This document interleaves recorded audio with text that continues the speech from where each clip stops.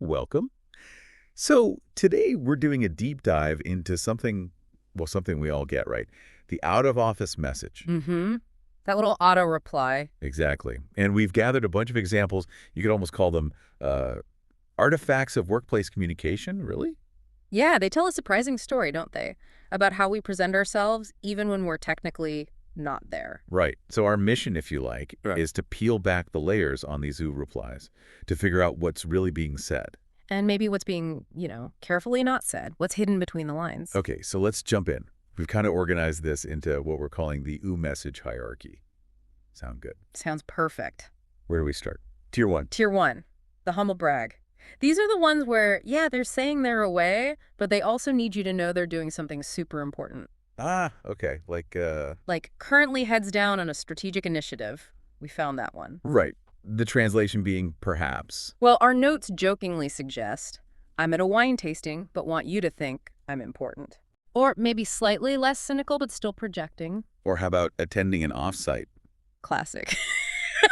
Translation. Could be anything, but the suggested funny take is, my team is at a resort doing trust falls. But the serious point there is the underlying message, right? It's about projecting importance, busyness, maybe even a bit of exclusivity. Definitely. It makes you think about, the why. Why feel the need to project that even when you're absent? Is it pressure? Status? It could be lots of things. Job security anxieties, maybe. Wanting to maintain visibility within the team structure. It's fascinating. It really is. Okay, moving on. Tier 2. The mysterious absence. Ah, the vague ones. Yeah, deliberately vague, almost like they want you to wonder.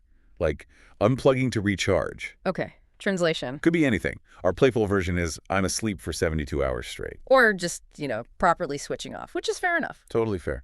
Or another one, focusing on personal development. Let me guess the translation involves video games. Spot on. I'm playing Zelda and calling it self-care. But again, the serious side is the intentional vagueness. It creates this intrigue, maybe, or implies a real need for significant personal time without having to justify it. Yeah, it's about controlling the narrative, isn't it? By not giving specifics. Maybe it's privacy, maybe it's avoiding judgment for taking a break. Exactly. It draws a boundary, a digital veil, as you put it earlier. Okay, then tier 3. This is the I'm definitely not on vacation category. Right. The ones that acknowledge the absence but try to make it sound, well, not fun. Yeah, responsible maybe, like limited connectivity due to travel. Which we suspect often means. I'm in Bali, but don't want you to resent me. Or perhaps somewhere less exotic but still definitely not working. Or addressing a family matter. A very common, very respectable reason. But the translation could be. Could be genuine, of course, but also could be. I'm at a spa, and technically I am with family, myself. Huh. This tier really shows that tension, doesn't it? Between wanting to disconnect fully and feeling you still need to seem somewhat available or at least justify the time off. That phrase, limited connectivity, is key. It manages expectations. You're away, but maybe, just maybe, you could be reached in a dire emergency. Which most people hope never happens. Oh, absolutely. We actually had a brilliant listener submission on this vagueness thing. Oh, yeah. They set their OOU to in a mandatory blackout period. Okay. Sounds serious. Like finance or legal. That's what you'd think. But their colleagues apparently started genuinely speculating they'd gone into witness protection. No way. That's amazing. It just shows how ambiguity can really let people's imaginations run wild, especially with corporate-sounding jargon. The unintended power of the OO. Totally. Okay, so let's pivot slightly to our corporate to normal translation guide. Decoding common phrases. Right. Let's break down the code. First up, I'll respond at my earliest convenience. We all know what that really means, don't we? Pretty much translates to don't hold your breath. Or, more bluntly, I'll respond. Maybe never. It's polite deferral, isn't it? Earliest convenience is so wonderfully flexible. Infinitely flexible. Basically means it's bottom of the pile. Okay, next. Appreciate your patience.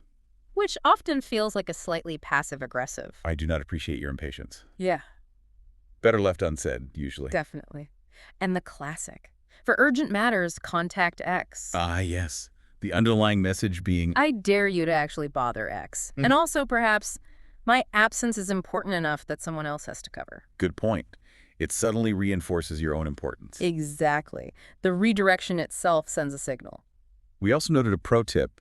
adding something like, currently in back-to-back commitments. Ah, yes, the ultimate brush off. It basically implies you're too monumentally busy to even explain why you're unavailable. It's pure linguistic efficiency and projecting importance, even when you're, ooh. So true. Okay, so we've talked about crafting the message. What about dealing with the aftermath, the questions when you get The back? dreaded follow-ups, yes. We put together a sort of defensive OQ Q&A. Imagine someone asks, maybe a bit pointedly, so, were you actually working? Ooh, loaded question. What's the suggested defense? How about this? I'm operating in a time-sensitive capacity. Oh, that's beautiful. Meaningless, but sounds incredibly official and urgent. Right, and the notes cheekily add, followed by blocking the number. Maybe a bit extreme. Just a tad.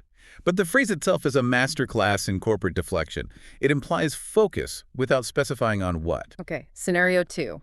The instant follow-up email. Why didn't you reply? I emailed you 20 minutes ago while your O was on. The impatience is real. The defense, Per my auto-reply, I was recalibrating my work-life integration. chef's kiss. Using professionally acceptable jargon as a shield.